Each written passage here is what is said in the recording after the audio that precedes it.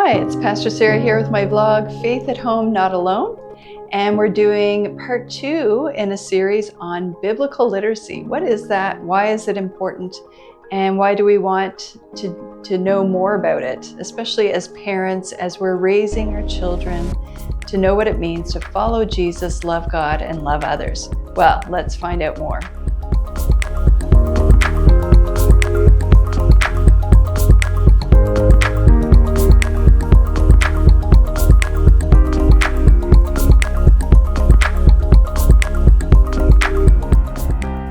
So stories are important. I think of some of the classics like The Velveteen Rabbit, The Giving Tree. What about The Lion, the Witch, and the Wardrobe? Some of those are some favorites, but they're classics for a reason, because a good story, well, it does more than just entertain us. It really teaches us something. We get into it, we mull it over, and we think about it. A good story speaks truth to us in a way that we might not be able to receive it otherwise. And I think that's why storytelling is so important. Jesus also knew the power of a good story, and he often taught in story form called parables. And what the parables did was it required the listeners and us today to dig deeper, to really ponder and try and mine out what are the truths, what is it that he's trying to teach us. And that's what a good story does.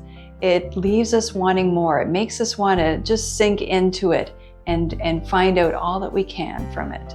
And the story of the Bible is quite amazing as well. And as we think of it, it's not just one book, even though I'm holding one book. It's composed of 66 different books inside, and they're all telling us from Genesis to Revelation. There's one big story that God is telling us, and we want to dive into that. We want to know it more because it's life-changing. It changes how we understand who we are. It changes our relationship with God, with ourselves, with others, and with creation. And as I mentioned, this is part 2 on the topic of biblical literacy. I kind of highlight some of the ways that we can practice it back in a couple episodes ago. If you want to go and check that out, I'll also have a link in the description for you. But biblical literacy isn't really about raising our children to just be able to say Bible verses or say all the books of the Bible in order or know a bunch of facts about the Bible. That's not what biblical literacy is for.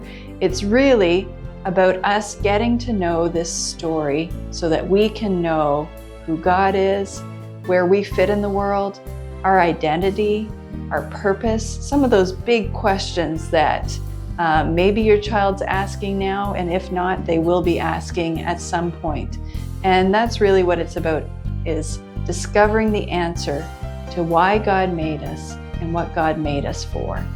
I think it's so amazing that God in his wisdom has revealed himself to us through story.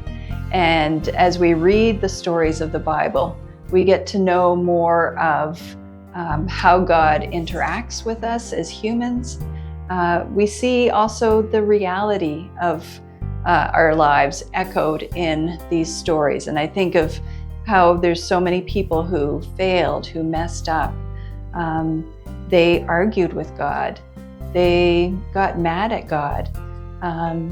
They also experienced God's love and forgiveness and mercy. And especially as we see Jesus interacting with people in the Gospels, it's amazing. And we can really enter into those stories and see ourselves there, put ourselves there.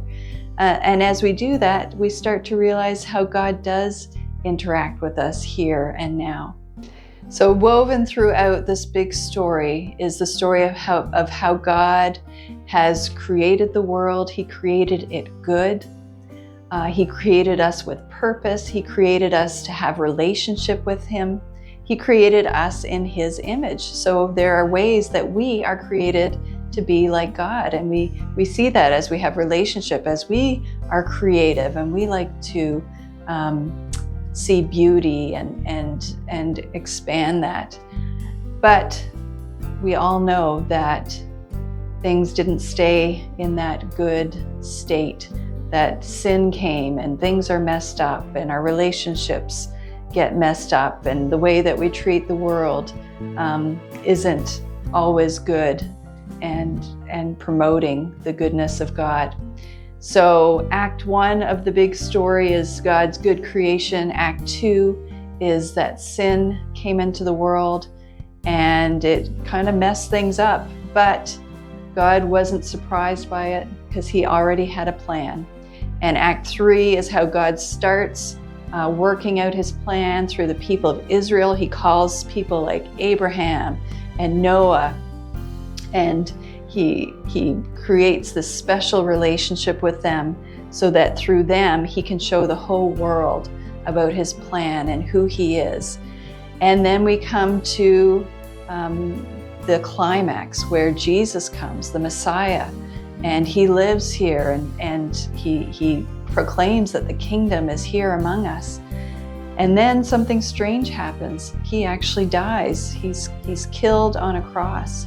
But that's not the end of the story, as he is resurrected.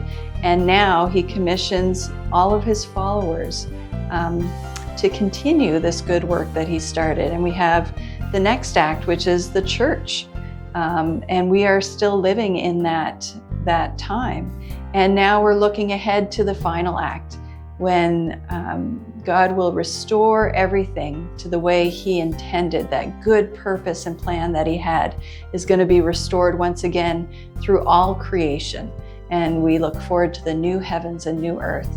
So that is, in a nutshell, the big story of the Bible. And it's woven throughout all of these 66 books that we read, from Genesis all the way to Revelation. So how do we get into the story?